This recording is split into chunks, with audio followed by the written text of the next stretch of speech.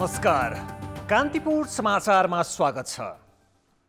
सुरु गरौं अहिलेका मुख्य समाचारबाट। प्रधानमन्त्रीले 5 दिनभित्र विश्वासको मत लिनुपर्ने माओवादीको माग। अझै विघटनकै मानसिकतामा रहेर संसदलाई कामविहीन बनाएको सांसदहरूको आरोप। ओलीसँगको सहकार्य टुटेको नेपाल समूहको निष्कर्ष। छुट्टै पार्टी कार्यालय सञ्चालन गर्ने तयारी, प्रदेशमा भने 2 खेमा एकै ठाउँ। आगामी आर्थिक वर्षमा कुल गार्हस्थ्य उत्पादन 2.7% हुने विश्व बैंकको प्रक्षेपण। खोप अभियान र रेमिटेन्स वृद्धिले अर्थतन्त्रमा सुधार देखिएको विश्लेषण। भारत र चीन जोड्ने रेल परियोजनामा अस्वाभाविक ढिलाइ। रक्सौल काठमाडौँ रेल मार्गको डिपिआरमा अलमल। केरुङ काठमाडौँको सम्भाव्यता अध्ययन नै थालिएन। र म्यानमारमा हिंसा बढ्दै गएपछि अमेरिकाले आफ्ना कूटनीतिक नियोगबाट अत्यावश्यक बाहेका कर्मचारी फिर्ता बोलायो। नजरबन्दमा रहेकी सूची सकुशल।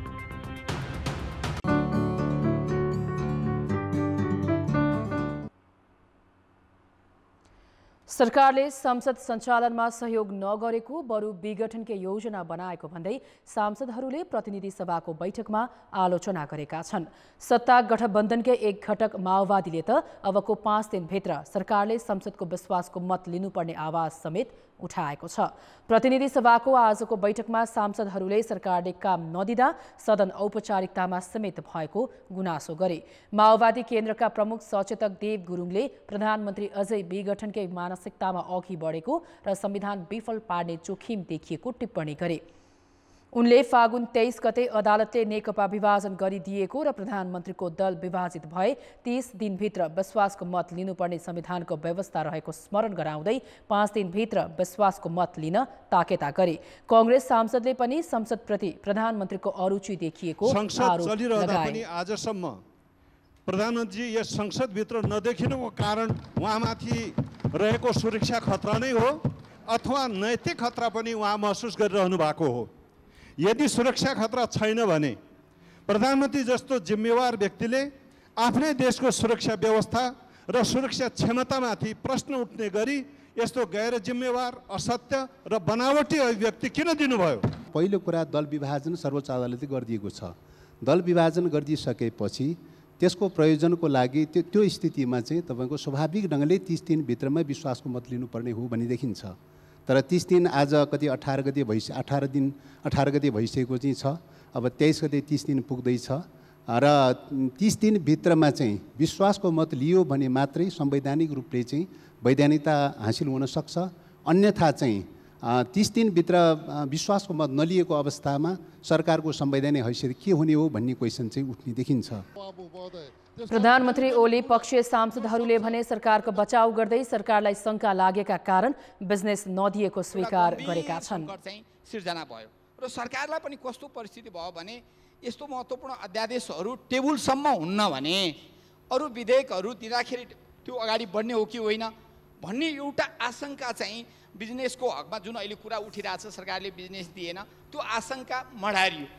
अब यो सेसनलाई हामीले अब धेरै लामो नजाला कि अब बर्खे अधिवेशनका तयारी, बजेटका तयारी, तमाम कुरा होला।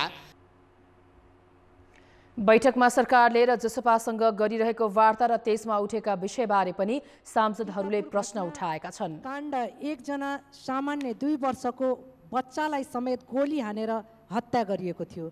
जुन घटना अत्यन्त बर्बर, अमानवीय र जघन्य हत्या थियो। त्यसैले यो हत्याकाण्डलाई लिएर अहिले राजनीतिक कार्य भनेर यसलाई माफी दिनु त्यो कदापि सही हुन सक्दैन। सभामुख महोदय, दुनियाँको नजरमा रेशम चौधरी अपराधी हुन् भन्ने भ्रम परेको छ।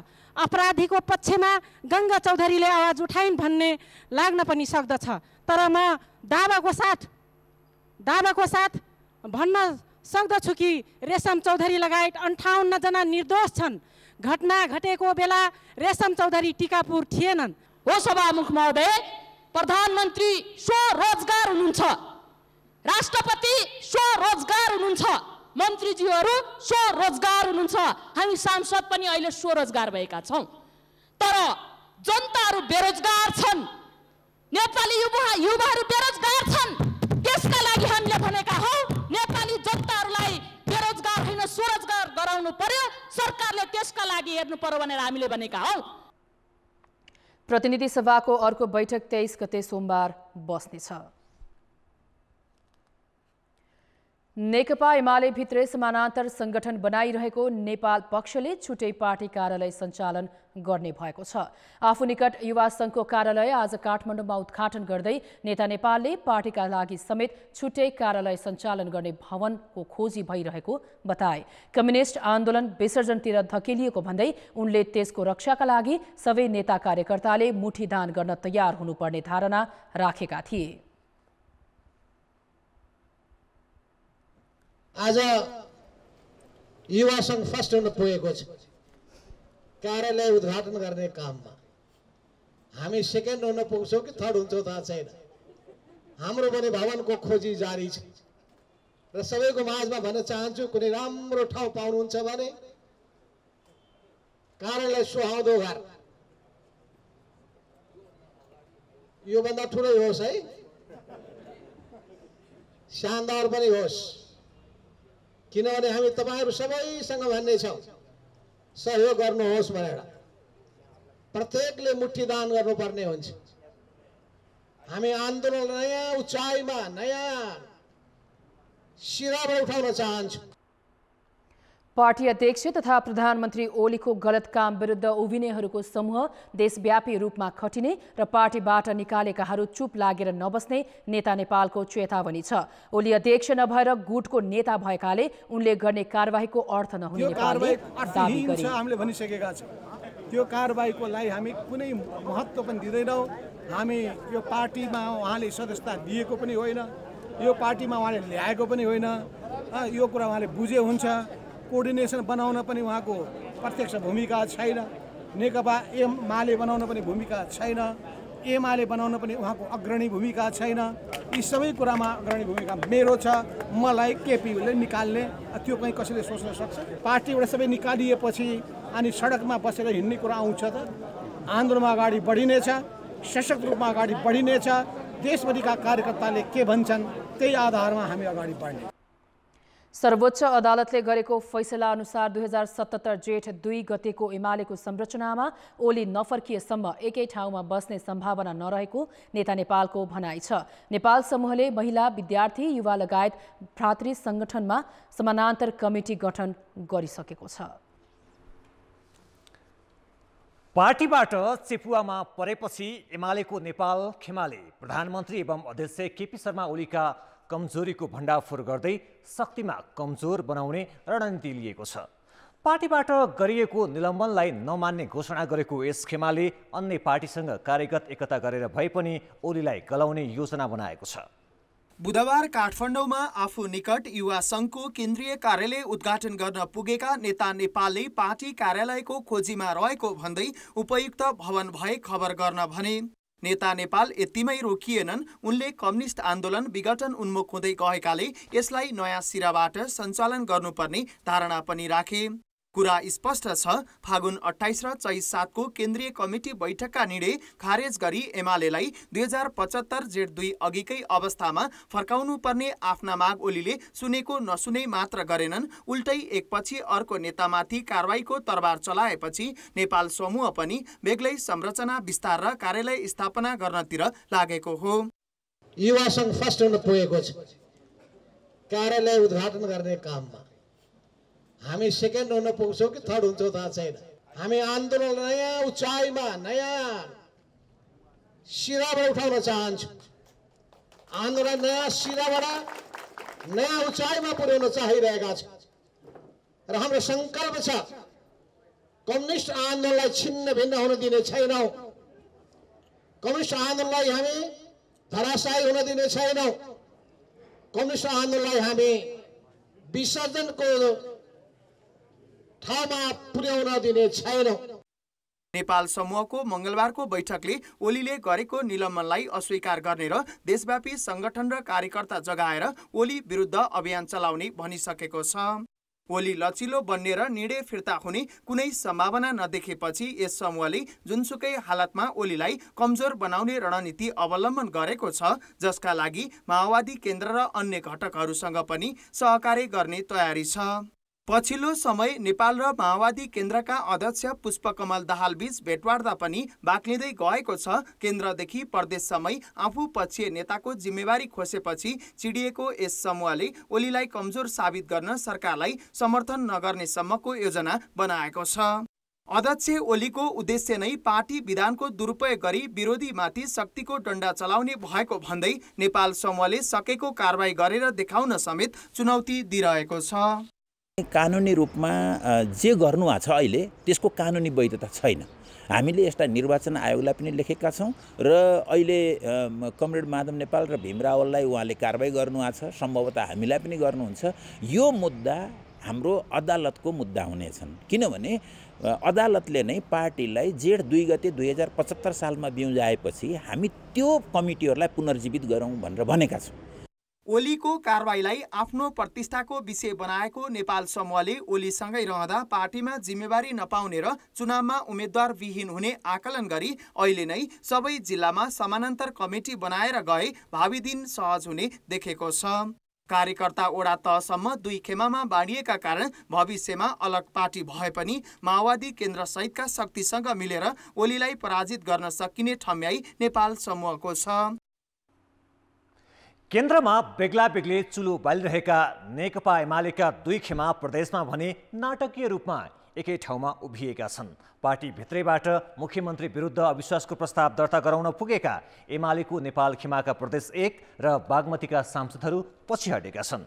बागमती प्रदेश संसदीय दलमा त दुवै खेमा एकै बैठकमा सहभागी भएर छलफल समेत गरेका छन्। प्रदेशसभामा विकसित यी घटनाक्रमले तत्कालको लागि दुवै प्रदेशका मुख्यमन्त्रीको पद पनि जोगिएको छ। बागमती प्रदेशका 110 सदस्यमध्ये नेकपा एमालेका 57 जना छन्। बहुमत सिद्ध गर्न मुख्यमन्त्री डोरमणी पौडेललाई 56 सांसद आवश्यक पर्छ। तत्कालीन दाहाल नेपाल समूहले माघ 9 गते प्रदेशसभामा टेबुल गराएको अविश्वास प्रस्तावमा एमालेको नेपाल खेमामा रहेका 23 जना सांसदले हस्ताक्षर गरेका थिए। अहिले प्रदेशसभा सचिवालयमा निवेदन दर्ता गराएर उनीहरूले अविश्वासको प्रस्ताव फिर्ता लिएका छन्। उता 93 सांसद रहेको प्रदेश 1 मा बहुमत सिद्ध गर्न पुग्ने संख्या एमालेसँग पुगेको छ। एमालेका 51 सांसद मध्ये नेपाल समूहका 16 जना अविश्वास प्रस्ताव फिर्ता लिएसँगै मुख्यमन्त्री शेरधन राई बलियो भएका छन्।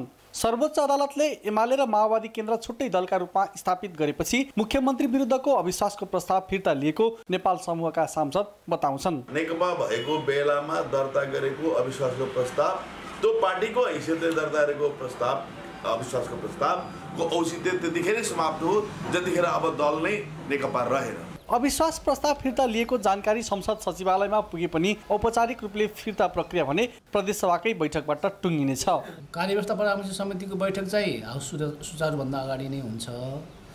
त्यसपछि एजेन्डा बन्ने नबन्ने कुराहरू अनि त्यसको कसरी कुन विधिबाट त्यसलाई चाहिँ व्यवस्थापन गर्ने, त्यसलाई टुङ्गो लाउने भन्ने कुरा चाहिँ हाउस बसेपछि हुन्छ। प्रदेश 1 र बागमती प्रदेशमा नेकपा एमालेको एक्लै बहुमत छ। तत्कालीन नेकपा भित्रको कलहका कारण दाहाल नेपाल समूहले मुख्यमन्त्री विरुद्ध अविश्वासको प्रस्ताव दर्ता गराएका थिए। तर पछिल्लो राजनीतिक घटनाक्रमले दुवै प्रदेशका मुख्यमन्त्रीलाई बहुमतकै अवस्थामा पुर्याएको छ। कान्तिपुर समाचारका लागि विराटनगरबाट सुशीला पाठकका साथ बालकृष्ण अधिकारी, हेटौडा, मकवानपुर।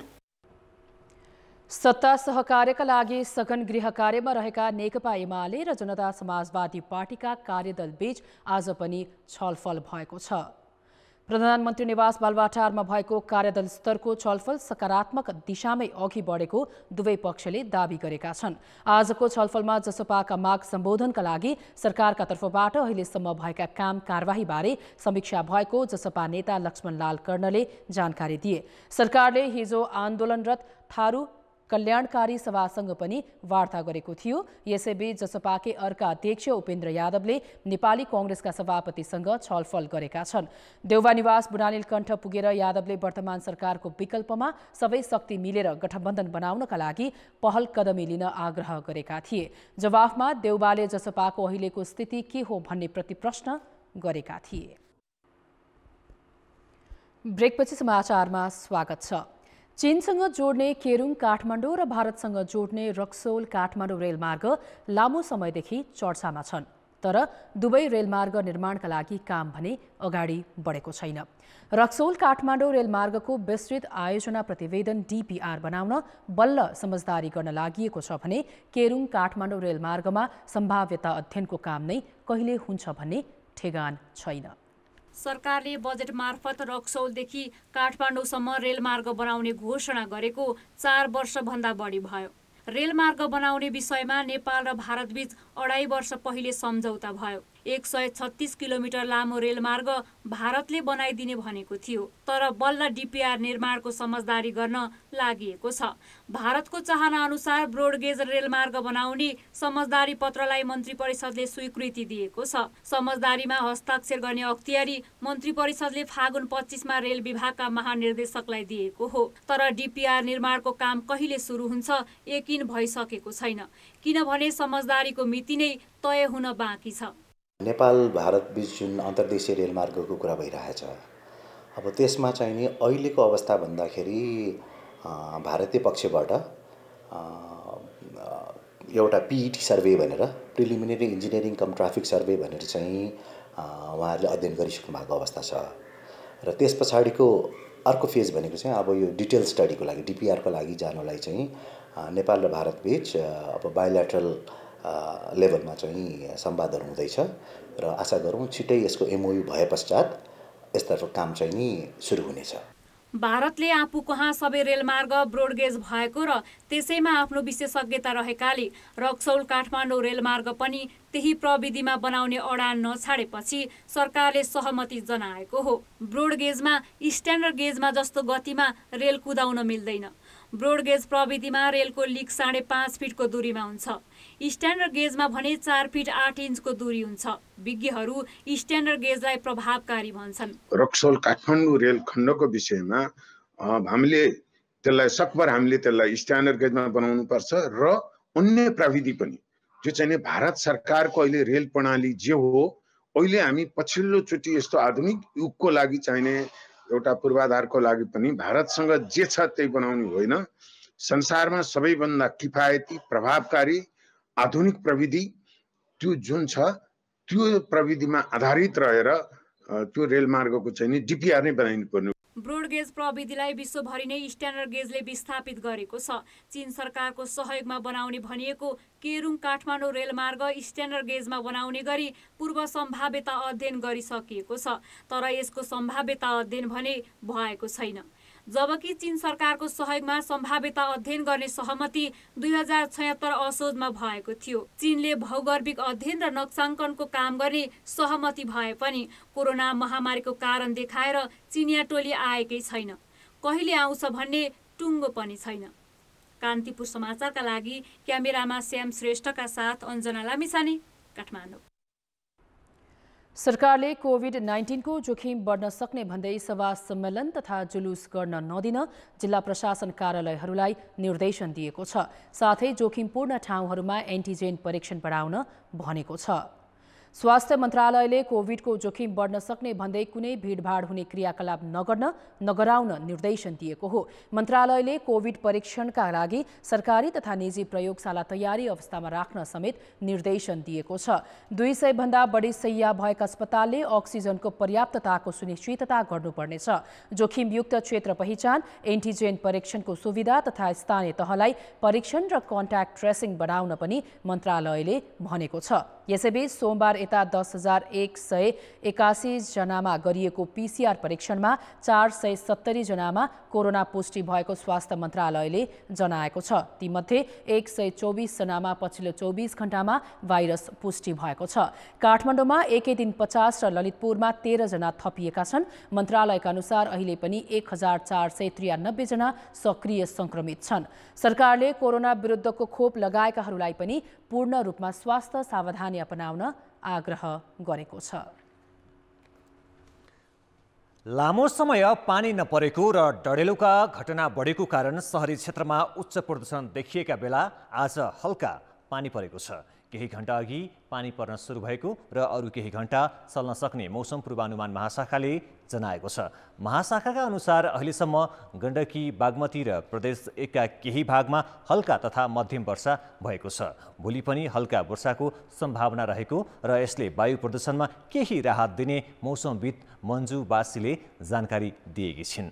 आजबाट वायुमण्डलमा पारदर्शिता बढेका कारण हवाई उडान पनि सहज भएको छ। सुदूरपश्चिम र तराई क्षेत्रमा भने अझै केही दिन सुक्खा नै रहने मौसमविदको भनाइ छ। वायु प्रदूषण घातक तहमा पुगेकाले सरकारले विद्यालयहरू बन्द गरेको छ भने जरुरी काम नपरी बाहिर ननिस्कन आग्रह गरेको छ। 2072 सालको भूकम्पले क्षतिग्रस्त सम्पदाहरूको पुनर्निर्माण अहिले पनि जारी छ। पछिल्लो पटक विश्व सम्पदा सूचीमा सूचीकृत पशुपति क्षेत्र परिसर पुनर्निर्माणमा सिमेन्ट र कङ्क्रिट प्रयोग भएको भन्दै विरोध भइरहेको छ। गैर परम्परागत सामग्रीको प्रयोगले पशुपति क्षेत्र विश्व सम्पदा सूचीबाटै हट्न सक्ने चेतावनी संरक्षणविदहरूले दिएका छन्। पशुपतिनाथ परिसरभित्र भूकम्पले भत्किएका 93वटा सम्पदा मध्ये 51वटा संरचनाको मर्मत सम्भार र पुनर्निर्माण भइसकेको छ। मठ मन्दिर तथा सत्तलको मर्मत सम्भार र पुनर्निर्माण मौलिक शैलीमा हुनुपर्ने माग संरक्षण कर्मीले गर्दै आएका छन्। तर त्यस विपरीत प्राचीन गुहेश्वरीको उत्तरको सत्तलको उचाइ र चौडाइ घटाइएको र जगमा सिमेन्ट प्रयोग भएको, पाकशाला निर्माणमा सिमेन्ट प्रयोग भएको, शङ्कराचार्य मठको छेउको मन्दिरमा सिमेन्ट प्रयोग भएको विषयले संरक्षण कर्मीहरू चिन्तित देखिन्छन्। कोष जवाबदेही नहुने, पुरातत्व विभागले मापदण्ड विपरीत नजानु भन्दै पत्र मात्रै काट्दा कतै पशुपति क्षेत्र विश्व सम्पदाको खतराको सूचीमा पर्ने त होइन भन्ने आशंका बढाएको छ। टेक्नोलोजी, त्यसको चाहिँ नि कला, वास्तुकला, सम्पूर्ण कुरोहरू चाहिँ त्यसको भेल्युमा पर्छ, त्यो स्मारकको भेल्युमा। र युनेस्कोले के गर्छ भने यदि त्यो भेल्यु जसलाई चाहिँ हामी आउटस्ट्यान्डिङ युनिभर्सल भेल्यु भन्छौँ, त्यो भेल्युलाई असर पर्ने बित्तिकै विश्व सम्पदामा रहेको स्मारकलाई खतराको सूचीमा राख्ने प्रबल सम्भावना रहन्छ। पशुपति क्षेत्र विकास कोषले भने कुनै पनि संरचनामा कङ्क्रिट प्रयोग नगरेको दाबी गर्दै आएको छ। त्यसो त कोषले यसअघि पनि प्राचीन स्मारकहरू परम्परा, मौलिकता र ऐन विपरीत पुनर्निर्माण नगर्नु भन्ने अदालतको आदेश पनि पालना गरेको छैन। हामीलाई केही पनि जानकारी छैन त्यस्तो भत्काको हो र भनेर पुरातत्व विभागले लेख्छ। शङ्कराचार्य मठमा कङ्क्रिटको प्रयोग हुन्छ, पुरातत्व विभागले रोक भन्छ, रोकिन्छ केही समय, त्यसपछि हामी नचल्दैपछि फेरि के भयो, धमाधमको शङ्कराचार्य मठको त्यो छेउको मन्दिर सकिन्छ। अनुसार जान्ने बुद्धिमान बुद्धिजीवीहरूले पनि यो बाटोको छेउमा छ, कमसेकम एउटा सुर्की चुनाव भनेको परम्परागत कुरो हो, यसलाई यसो गर्दाखेरि हुन्छ कि त्यही माटो फेला नपर्न सक्छ। अहिलेको समय परिवर्तन भयो, सबैतिर घरहरू बने भन्ने कुरा नि त विचार गर्न सकिन्छ होला नि त। मैले प्रश्न यहाँलाई उल्टो गरेँ हो, कतिपय कुराहरू विधि काटिनु हुँदैन, तर रियालिटी पनि त हामीले देख्नुपर्छ नि। पशुपतिमा अधिकांश सम्पदा कङ्क्रिटले नै पुनर्निर्माण हुँदै गरेको सरकारवालाको दाबी छ। तर कोषले व्यवस्था गर्दै आएको छ। यसले कतै भविष्यमा विश्व सम्पदा सूचीबाट हट्ने स्थिति त आउने होइन, समयमै सचेत हुनु आवश्यक छ।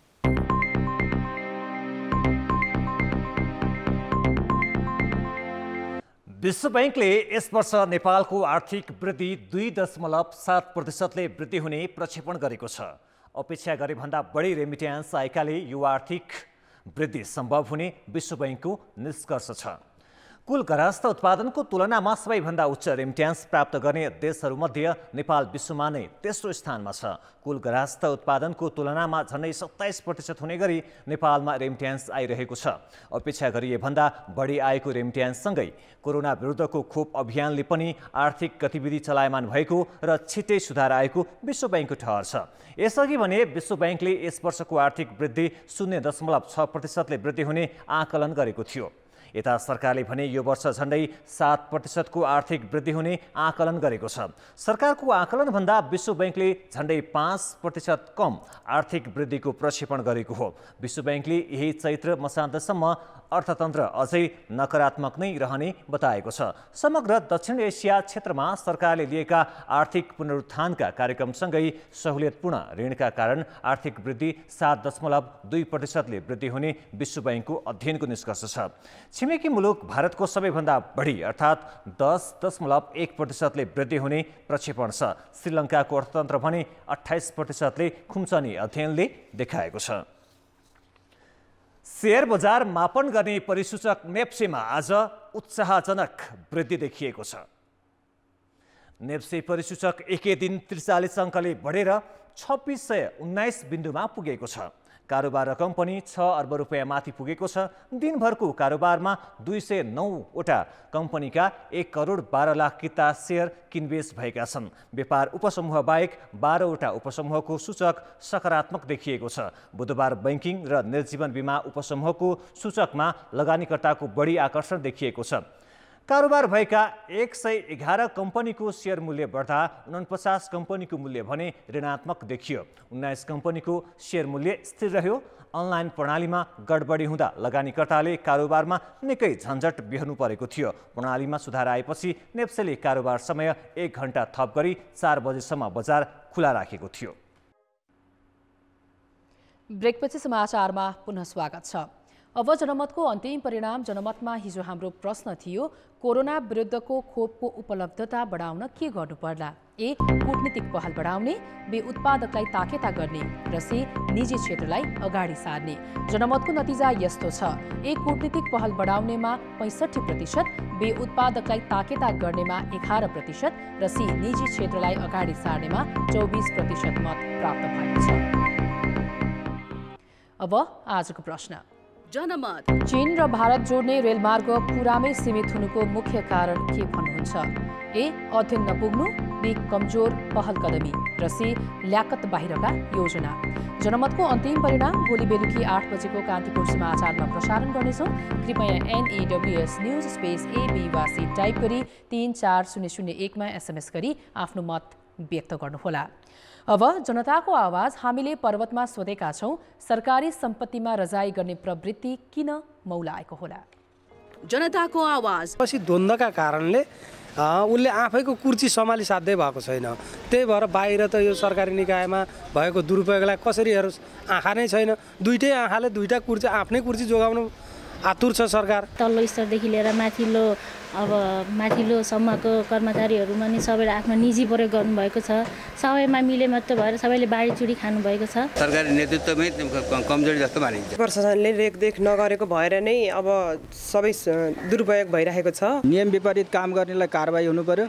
अब हाम्रो यहाँ कारबाहीको परिपाटी पनि छैन। अरूलाई गर्ने भन्दा पनि आफ्नो सम्पत्ति कमाउनको लागि, आफूलाई सम्पत्ति जोड्नको लागि मै खाउँ महिला हुनु प्रवृत्तिको हावी भएको छ। जनताहरू पनि अलिकति सक्रिय रूपले मेरो तेरो पार्टी नभनिकन लाग्नुपर्ने र सरकारले गरेका गलत क्रियाकलापहरूको विरोध गर्नुपर्ने, राम्रा कुराहरूलाई चाहिँ ल ठिक छ भनेर स्याबासी दिनुपर्ने जस्तो देखिन्छ।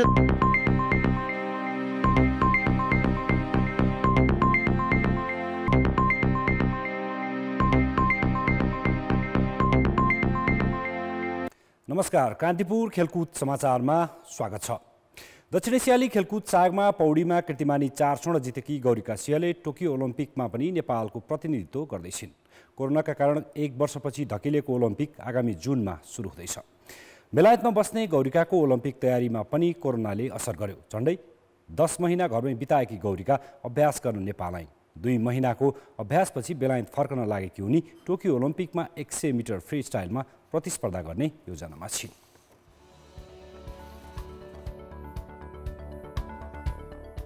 मेरो स्विमिङ नोभेम्बर डिसेम्बरतिर बन्द भएको थियो बेलायतमा, धेरै केसेस बढेर।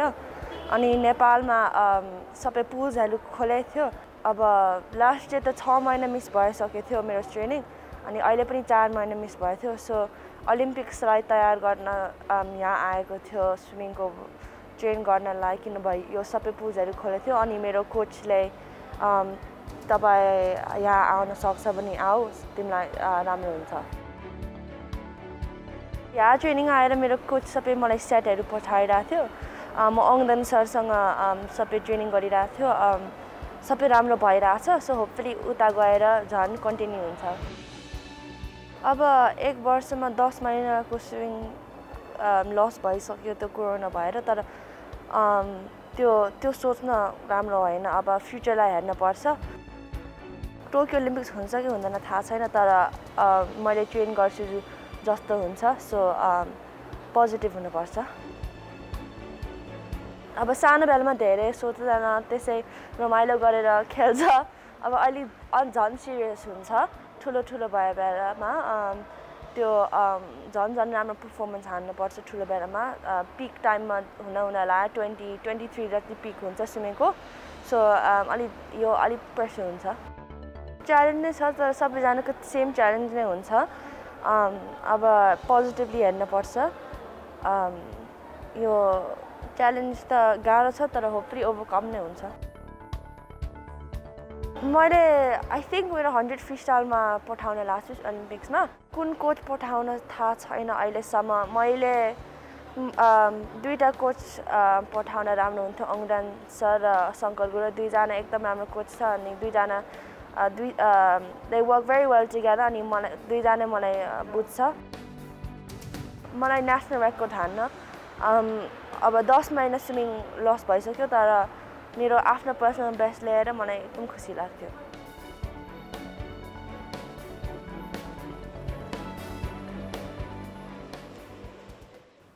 नेपाल भलिबल सङ्घको आयोजनामा हुन लागेको 5औं संस्करणको NBA राष्ट्रिय महिला तथा पुरुष क्लब लिग भलिबल च्याम्पियनसिपको तयारी पूरा भएको छ त्रिपुरेश्वर स्थित राखेपको कवडलमा भोलिदेखि सुरु हुने प्रतियोगिताको सम्पूर्ण तयारी पूरा भएको नेपाल भलिबल सङ्घले जनाएको छ प्रतियोगिताको उद्घाटन खेलमा महिलातर्फ न्यू डायमन्ड स्पोर्ट्स एकाडेमी र ढोरपाटन स्पोर्ट्स क्लब बीच प्रतिस्पर्धा हुनेछ पुरुषतर्फ पहिलो दिन 3 खेल हुनेछन् पहिलो खेलमा नेपाल पुलिस क्लब र नयाँ बजार सामाजिक युवा क्लब बीच खेल हुनेछ दोस्रो खेल एपीएफ विरुद्ध बुलबुले रारा क्लब र त्रिभुवन आर्मी र मणिमुकुन्द भलिबल क्लब बीच प्रतिस्पर्धा हुनेछ लिगमा महिलातर्फ APF army police New Diamond Dhorpatan र भरतपुर मेट्रो खेलकुद परिषद प्रतिस्पर्धा गर्नेछन् यस्तै पुरुषतर्फ एपीएफ आर्मी पुलिस बुलबुले रारा हेल्प नेपाल नयाँ बजार मणिमुकुन्दले प्रतिस्पर्धा गर्नेछन् लिगको महिला र पुरुष विजेताले 3-3 लाख रुपियाँ प्राप्त गर्नेछन् यस्तै उपविजेताले 1,50,000 प्राप्त गर्दा तेस्रोले 76,000 र चौथोले 37,500 रुपियाँ पाउने सङ्घले जनाएको छ यस्तै प्रतियोगिताको सर्वोत्कृष्ट महिला र पुरुष खेलाडीले जनै 25,000 रुपियाँ पाउनेछन् उत्कृष्ट libero spiker blocker server setter र प्रशिक्षकले जनै 10,000 रुपियाँ पाउनेछन् अब मौसम सम्बन्धी जानकारी